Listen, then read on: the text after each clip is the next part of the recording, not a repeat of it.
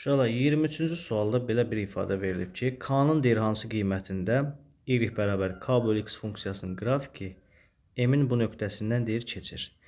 Məlum məsələdir ki, bizdə x və y verilib. Yəni y bərabərdir k bölünsün x-da. Verilən ifadələri əvəz eləsəm, kök altda 3 bərabərdir k bölünsün mənfi 5 kök altda 3. Mən buradan k-nı tapa bilərəm. K-nı tapmaq üçün mənfi 5 kök 3'ü vurmalıyıq kök altda 3'ə. Və buradan k nəyə bərabər olacaq? Kök altda 3 mənfi 5 vurulsun